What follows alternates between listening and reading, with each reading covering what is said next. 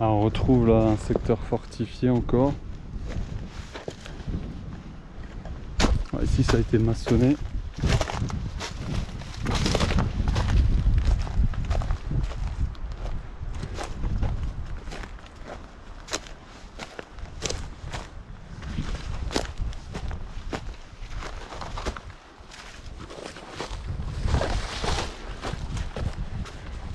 La tranchée devait passer là, juste sous la crête de la montagne.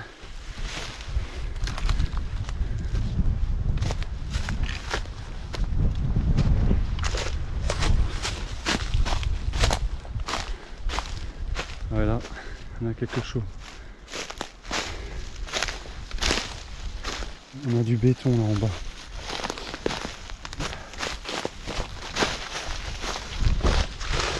Un gros bunker.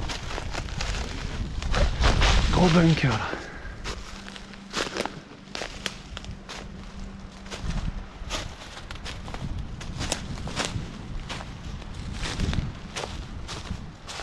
Ah, il est très bien fini celui-là. Il est imposant. Une grande fenêtre pour l'observation.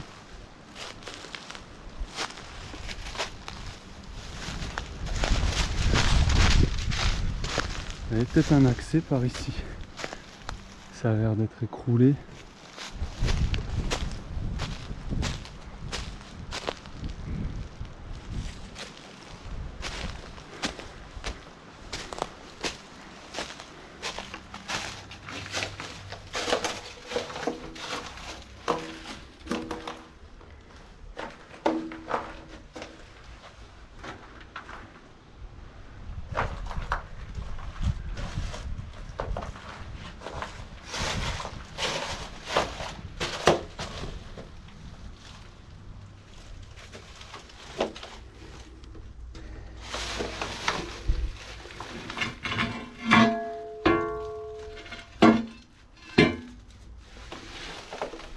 Ça c'est une tôle qui était généralement dans les tranchées.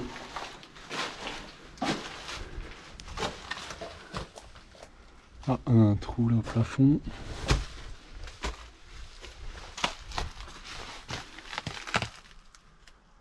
Et un accès à une galerie.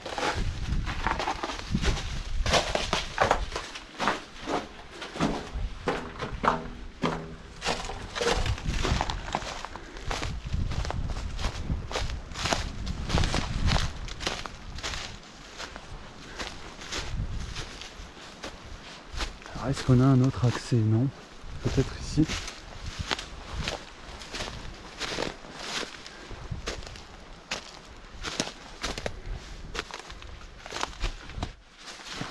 Ah ouais, ils ont taillé un abri dans la roche là. Ici il y avait une galerie qui descend.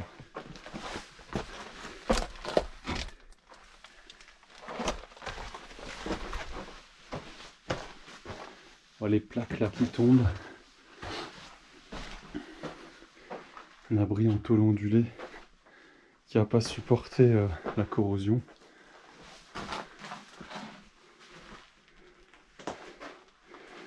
Et qui s'effondre petit à petit.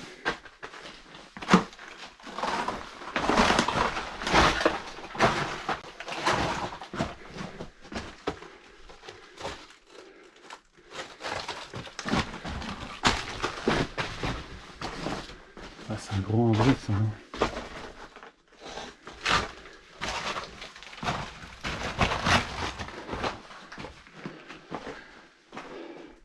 Ici on a notre bunker bétonné.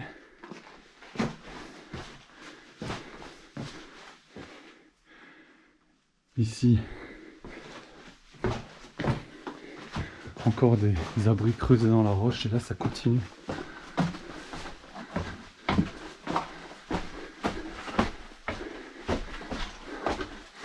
Et là ils ont dû s'arrêter ici et puis ou alors ça s'est effondré, mais c'est assez impressionnant ce qu'ils ont creusé.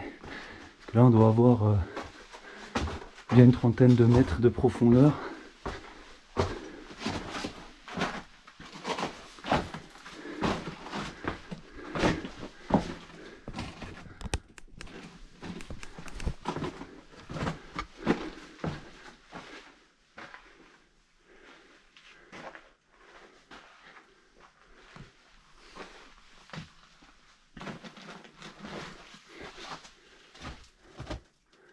On voit comment c'était fait là.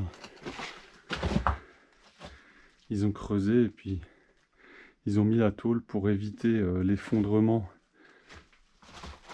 du grès qui est un petit peu instable. Donc quand c'était pas rouillé, il n'y avait aucun souci, ça résistait le choc des pierres qui pouvaient pousser. Et là, comme c'est complètement rouillé, tout s'est effondré. On va ressortir par notre blocos bétonné là. Et puis on aura fait une belle balade là.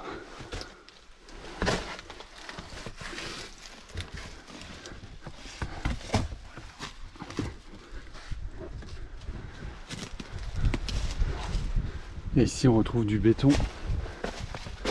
Là. Ça vient soutenir ce grand rocher qui tombera sûrement pas tout de suite parce que là on a du béton. Mais là, tôt ou tard, ça risque de tomber et puis on voit que des personnes ont mis des branches pour éviter que les gens tombent dans ce trou, ce piège.